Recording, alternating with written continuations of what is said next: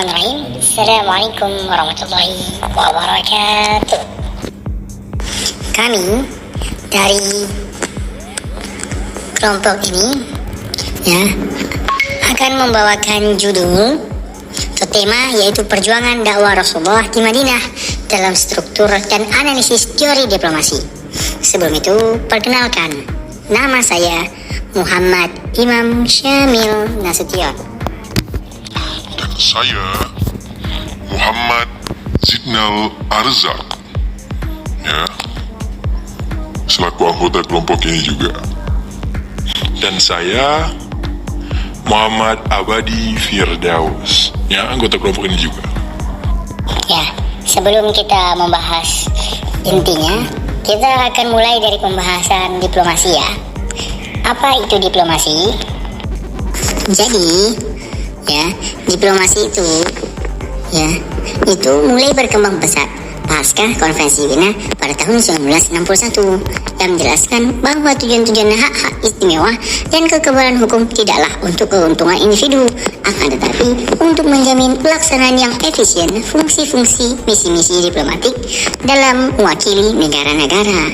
Dan diplomasi merupakan urusan atau penyelenggaraan hubungan resmi antara suatu negara dengan negara lain. Itu urusan kepentingan sebuah negara dengan negara lain melalui perantara wakil-wakilnya. Dan juga kecakapan hubungan antara satu negara dengan negara lain. Dan juga kemampuan atau kecakapan untuk memilih kata ataupun strategi yang tepat untuk sebuah negara yang besar. Sekarang kita lanjut. Apa itu konsep diplomasi? Konsep diplomasi itu juga diartikan sebagai suatu relasi atau hubungan komunikasi dan ketertarikan. Selain itu, diplomasi juga dikatakan sebagai proses interaktif dua arah antara dua negara yang dilakukan untuk mencapai politik luar negeri masing-masing negara. Pertama diplomasi dan politik luar negeri sering diibaratkan sebagai dua sisi mata uang yang tidak dapat dipisahkan. Dikatakan demikian karena politik luar negeri adalah isi pokok yang terkandung dalam mekanisme pelaksanaan dari kebijakan luar negeri yang dimiliki oleh suatu negara. Sedangkan diplomasi adalah proses pelaksanaan dari politik luar negeri. Oleh karena itu, baik dalam diplomasi dan politik luar negeri saling berkaitan dan mendukung satu sama lain. Daripada membuatkan lebih penasaran, bagaimana strategi dan diplomasi Rasulullah, langsung saja ya. Jadi, ini adalah beberapa strategi Rasulullah saat berdakwah di Madinah. Sebagai cara diplomasinya, yang pertama yaitu membangun masjid sebagai pusat kegiatan dakwah. Dan yang kedua, melakukan perjanjian dengan kaum Yahudi Madinah. Dan yang ketiga, mempersaudarakan kaum Muhajirin dan Ansor. Dan yang keempat, membangun ekonomi rakyat dengan mendirikan pasar. Itu tadi poin-poinnya. Yang pertama, membangun masjid sebagai pusat kegiatan dakwah. Kedua, melakukan perjanjian kaum Yahudi Madinah. Ketiga, mempersaudarakan kaum Muhajirin Ansor. Keempat, membangun ekonomi rakyat dengan mendirikan pasar. Adapun penjelasan lebih lengkapnya akan dijelaskan oleh saudara Zidnal Arzak. Saya Syamil di sini memberikan hak kepada Zidnal untuk melanjutkannya. Halo semuanya, aku Zidnal. Aku akan menjelaskan tadi poin tadi. Jadi ketika Rasulullah pertama kali sampai ke kota Madinah, apa yang pertama kali dilakukan Rasulullah?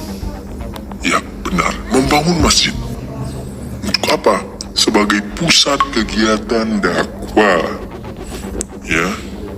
Rasulullah membangun dua masjid yang dijadikan sebagai pusat kegiatan dakwah di Madinah. Yaitu yang pertama, yaitu Masjid Quba yang dibangun saat kedatangan pertamanya. Dan yang kedua, itu Masjid Nabawi yang kemudian dijadikan untuk mendidik para sahabat, guna mengatur pemerintahan. Oke, lanjut strategi kedua, yaitu melakukan perjanjian dengan kaum Yahudi Madinah. Jadi, selama dakwah di Madinah, Rasulullah melakukan perjanjian untuk memperkokoh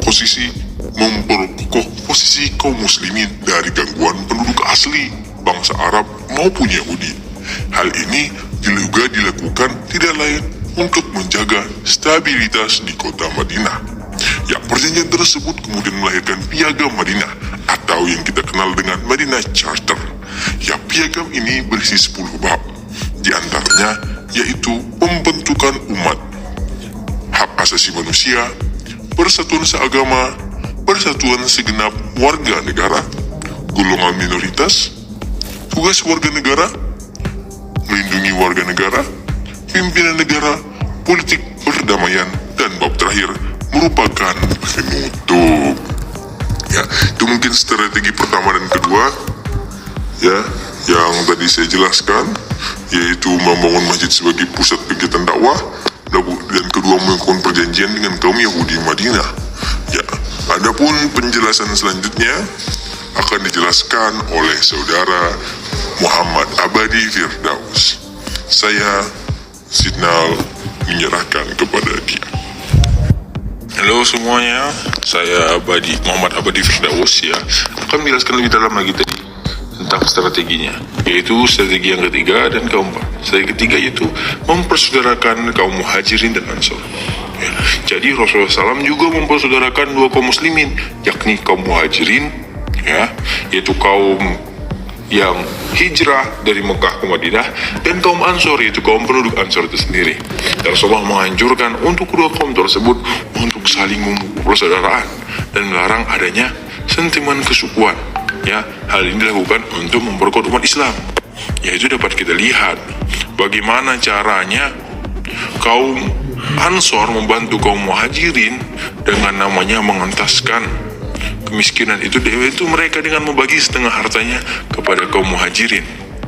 Ya, jadi luar biasa sekali itu diplomasinya.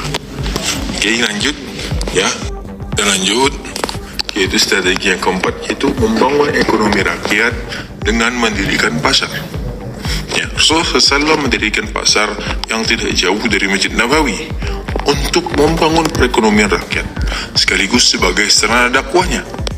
Pasar ini dibangun untuk mendukung Islam dalam mengatur roda perekonomian yang adil berdasarkan ajaran Islam. Pasar yang dibangun Rasulullah SAW di Madinah ini kemudian menjadi jantung perekonomian negara Islam yang pertama. Kenapa? Karena tidak adanya riba.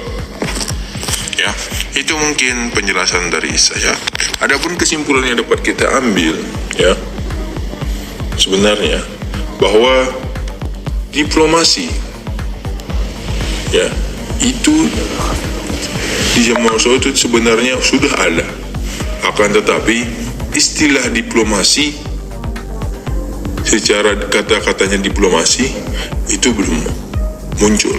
Tapi dalam prakteknya diplomasi itu sudah ada. Ya, karena ketika Rasulullah pun mengirimkan utusannya dari Mekah ke Madinah agar dapat menyampaikan risalahnya, ya, dan juga dari Madinah ketika Rasulullah di sana sampai ketika Rasulullah telah dapat menaklukkan Mekah, ya. Jadi itu pasti tidak dapat terlepas. Maka dari itu, ya, mungkin secara definisi diplomasi belum ada pada saat itu, tetapi secara prakteknya sudah ada. Maka dari itu kami dari kelompok ini, ya, memohon maaf atas segala kesalahan. Semoga kami dapat menjadi lebih baik lagi. Saya Abadi Firdaus mohon undur diri.